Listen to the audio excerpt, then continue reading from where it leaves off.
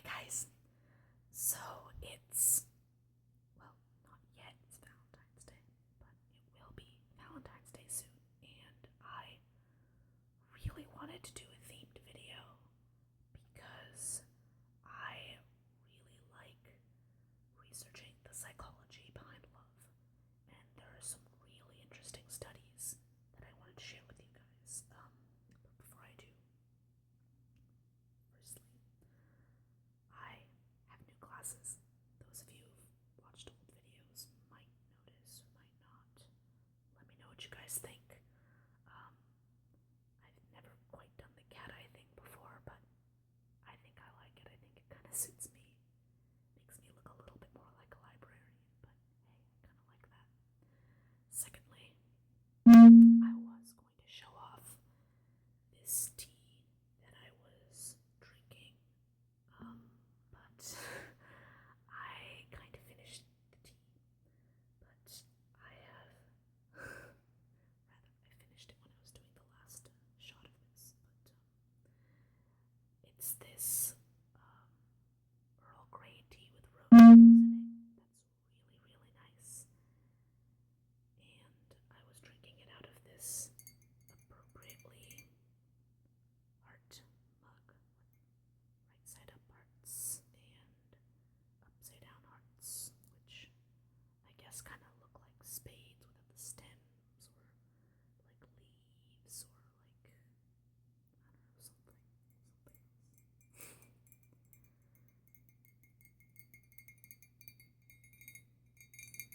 So now it's just an empty mug, but it's one of my favorite mugs. I think it's pretty cute. Anyway, so I have 3 studies that I wanted to share with you guys today. The first one is a study, so I'm going to put them in order. There are 3 studies about dating. The first one is about asking someone out. The second one is about falling in love. And the third one is about making a relationship work long term. So, the first study, and I have these all up on a screen behind where you guys are seeing, so that I can read off of the information so that I don't forget anything, because it's pretty information heavy. So the first study is done on asking someone out, and whether who makes the first move makes a difference. And the study showed it had 2 people where one asks the other out for coffee, and it's assigned who asks who out. And before and afterwards, there was a measure of how much do you like this person. And afterwards, it was shown that the person who you assigned ask that person out. So they measure how much do you like this person. Then they said, okay, ask them out for coffee. And then that all happens. Just the act of asking someone out, of doing the asking, will make you like that person more. Partly because it kind of tricks your brain into thinking, well, I'm pursuing them, you know. It kind of tricks you into liking them more. So this is something that I had actually not really employed with dating exactly, but when I meet someone at like a party or something, or just something where I really want someone to like me, I'll usually say find me on Facebook, because them doing the act of looking me up makes, like, it switches the interest in. So I'll sometimes do this. I actually did this with the person I'm currently seeing. So when we first met, I told him, well, look me up on Facebook, because I thought I wanted him to like me. I wanted him to find me interesting. And it helps for me that my name isn't that common. So his name is far more common than mine, where if I were to just look him up by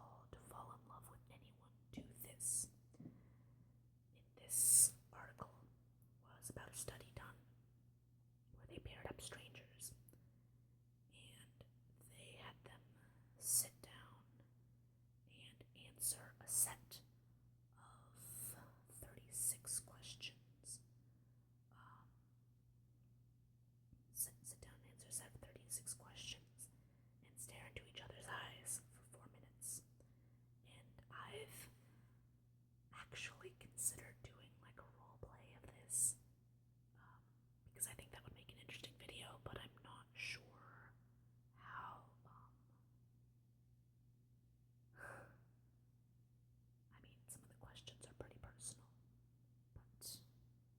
but I'm going to read them to you right now. So I'll read them to you all close up since some of you guys like that. Question 1. Given the choice of anyone in the world, whom would you want as a dinner guest? Question 2. Would you like to be famous? In what way? Question 3. Before making a telephone call, do you ever rehearse what you are going to say and why? Question 4. What would constitute a perfect day for you? Question 5. When did you last sing to yourself? To someone else? Question 6. If you were able to live to the age of 90 and retain either the mind or body of a 30-year-old for the last 60 years of your life, which would you want? Question 7. Do you have a secret hunch about how you will die? Question 8. Name 3 things you and your partner appear to have in common. Question 9. For what in your life do you feel most grateful? Question 10. If you could change anything about the way you were raised, what would it be? Question 11. Take 4 minutes and tell your partner your life story in as much detail as possible. Question 12. If you could wake up tomorrow having gained any one quality or ability, what would it be? So, that's set 1. That's the first 12. They're organized into 3 sets. It doesn't really say if you need to do anything between the sets, but I figure this takes a while, so taking a break between sets is probably a good idea. Set 2. Question 13. If a crystal ball could tell you the truth about yourself, your life, the future, or anything else, what would you want to know? Question 14. Is there something that you've dreamed of doing for a long time? Why haven't you done it? Question 15. What is the greatest accomplishment of your life? Question 16. What do you value most in a friendship? Question 17. What is your most treasured memory? Question 18. What is your most terrible memory? Question 19. If you knew that in 1 year you would die suddenly, would you change anything about the way you are now living, and why? Question 20. What does friendship mean to you? Question 21. What roles do love and affection play in your life? Question 22. Alternate sharing something you consider a positive characteristic of your partner. Share a total of 5 items. Question 23. How close and warm is your family? Do you feel your childhood was happier than most other people's? Question 24. How do you feel about your relationship with your mother? That's the end of set 2. Now on to set 3, which is the last 12 questions. Set 3. Question 25. Make 3 true we statements each. For instance, we are both in this room feeling blank. Question 26.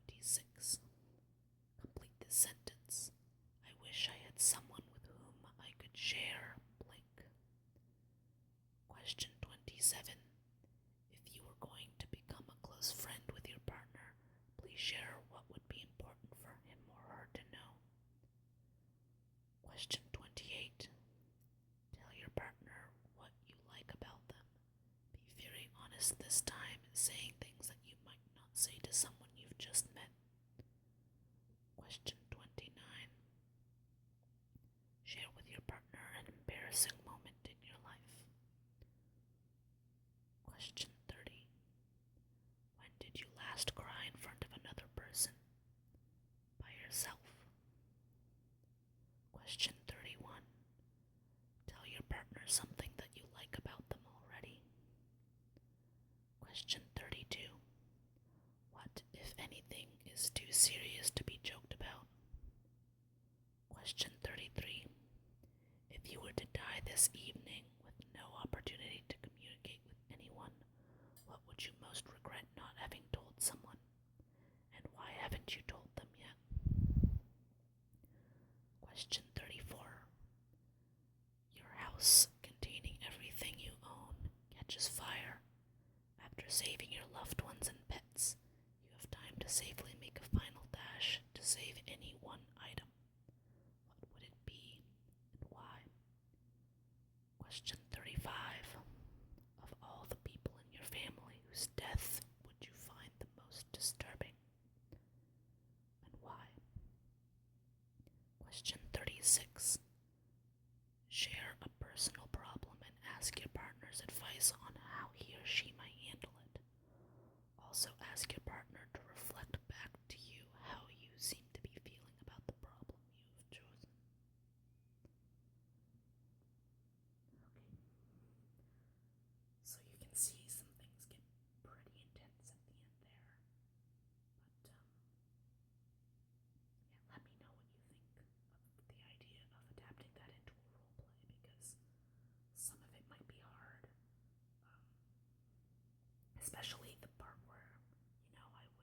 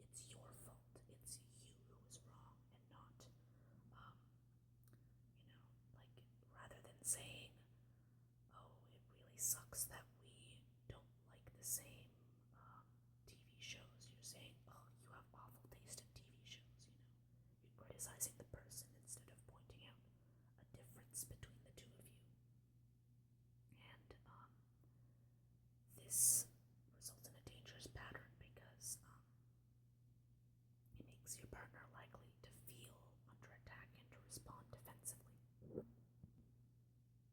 So instead of attacking your partner personally, you want to make a direct complaint about what is going on in the relationship. Sorry if that buzz was a bit startling.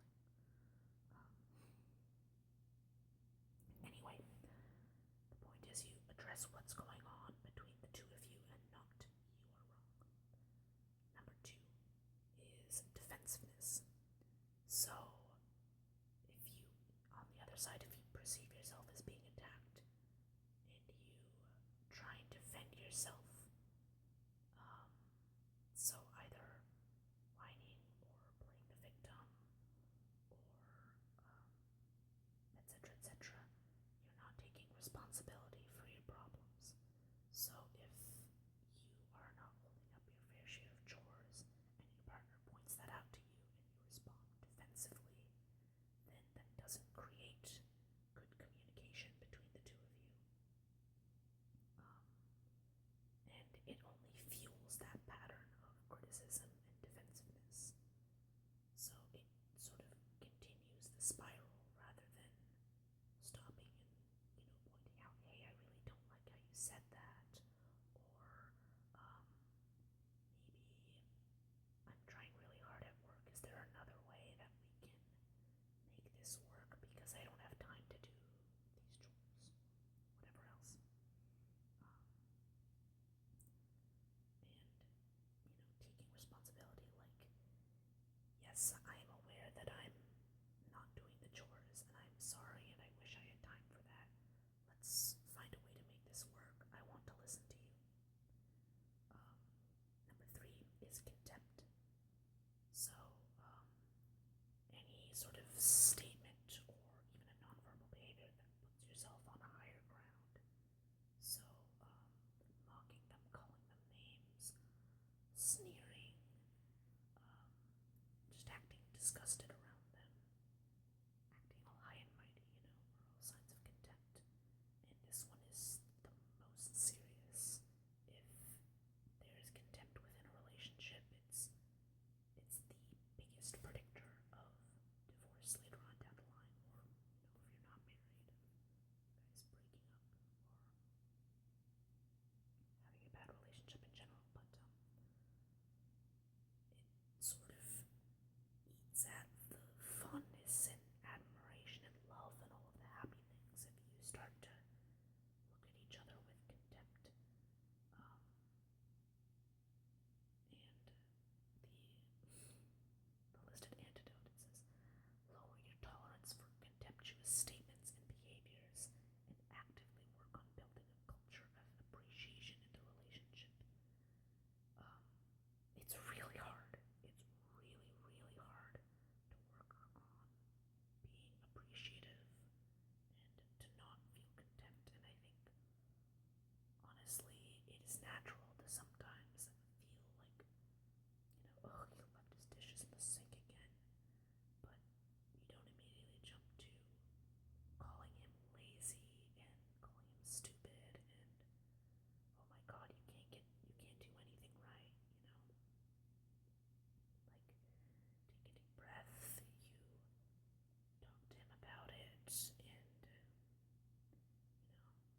and plus appreciate the things he does do. Maybe he leaves dishes in the sink, but he makes dinner for you once a week, and that's really nice. Appreciate that.